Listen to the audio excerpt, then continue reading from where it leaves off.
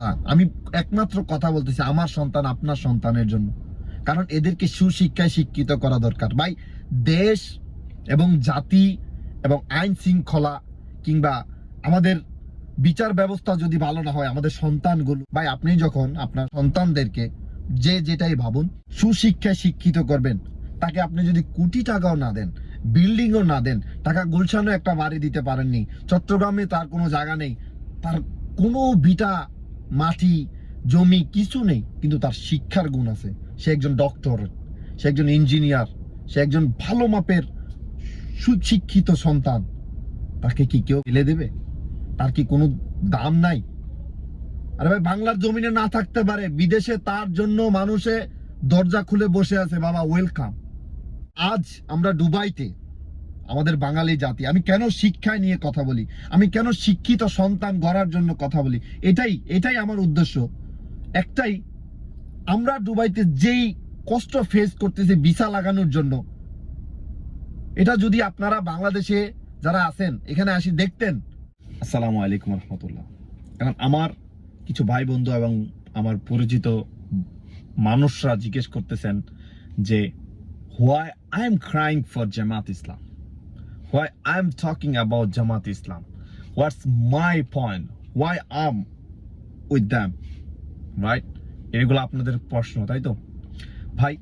জামাত হেরে গেছে কিংবা জিতলে আমার কোনো প্রফিট হবে না বা আমার কোনো লাভ নেই, আমি তাতে কোনো টাকা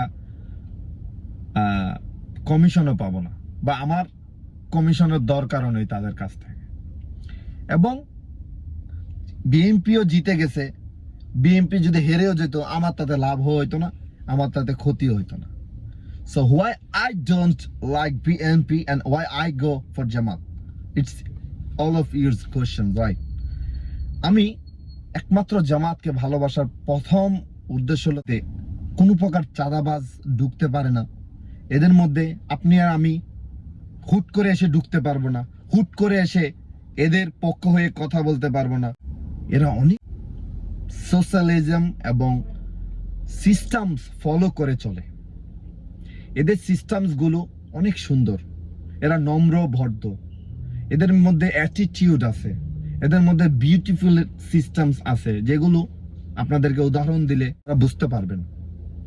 প্রথমত, এরা কখনো কাউকে ইগনোর করে চলে না।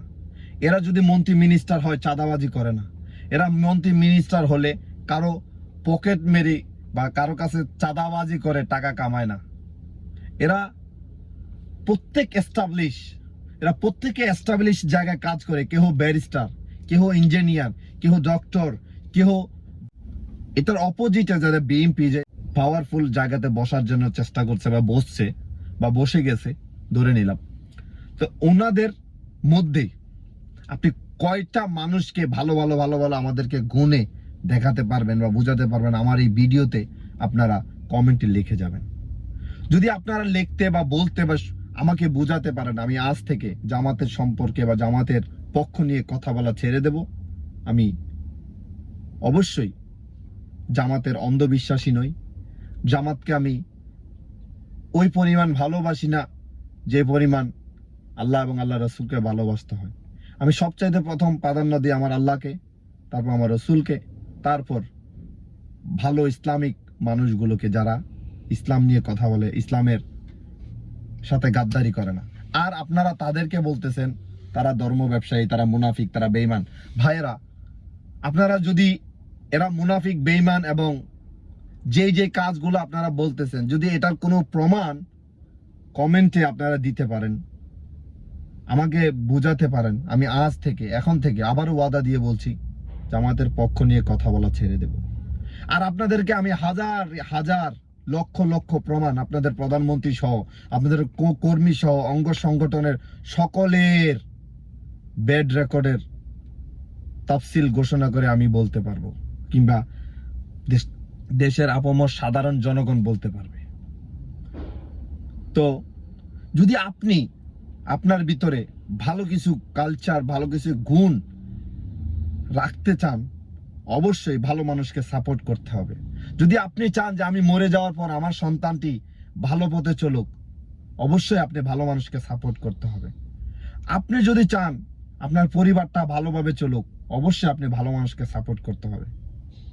তো আপনি যদি নেগেটিভ নিয়ে জামাতকে একতরফা দুধ দিচ্ছেন, আর বিএনপি, আওয়ামী লীগ ইত্যাদি ইত্যাদি লাঙ্গল এরা অনেক ভালো, দোয়া তুলসী পাতা মাত্র ফেরেশতারা এদেরকে বাংলাদেশে এসে চেয়ারটা দিল, বসতেছে, এখন দেশটাকে চালাবে, একবারে ফেরেশতার মতন ক্লিয়ার সোজা মানুষ।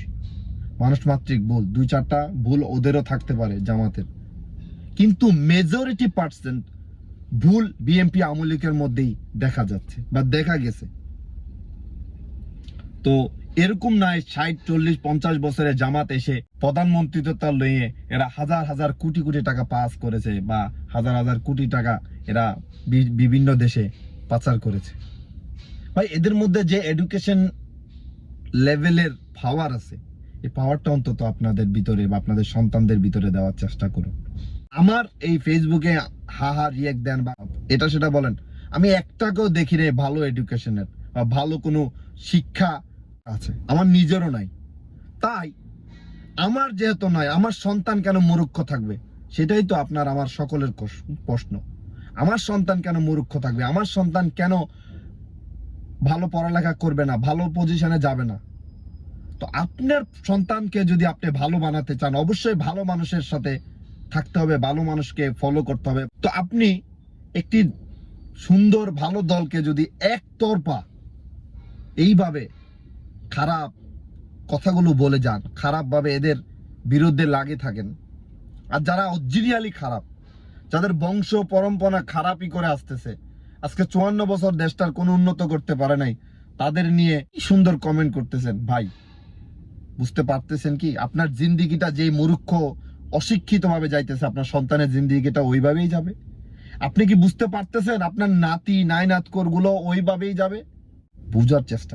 আপনি হয়তো হয়ে গেছে, আপনি পড়ালেখা করেন নাই, বন্ধু বান্ধব আড্ডা মাড্ডা এদিকে ওদিকে গিয়ে নষ্ট হয়ে গেছেন। সন্তানগুলোর কথা চিন্তা করুন, সন্তানগুলোর কথা চিন্তা করুন, বাচ্চাদের কথা চিন্তা করুন। এই কারণে তো ভালো মানুষকে দরকার দেশে। একতরফা কখনো মাপলে হবে না ভাই, বুঝতে হবে।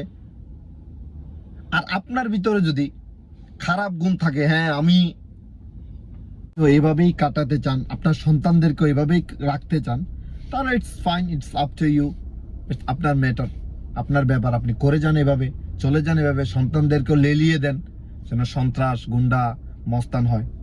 কিন্তু মনে রাখবেন, যাদের জন্য আমি বলতেছি কথা, আমি একমাত্র কথা বলতেছি আমার সন্তান আপনার সন্তানের জন্য, কারণ এদেরকে সুশিক্ষায় শিক্ষিত করা দরকার। ভাই দেশ এবং জাতি এবং আইন শৃঙ্খলা কিংবা আমাদের বিচার ব্যবস্থা যদি ভালো না হয়, আমাদের সন্তানগুলো, আল্লাহ তাআলা ফেরেশতার মতো সন্তান দান করে আমাদেরকে, এরাও ভালো হবে না।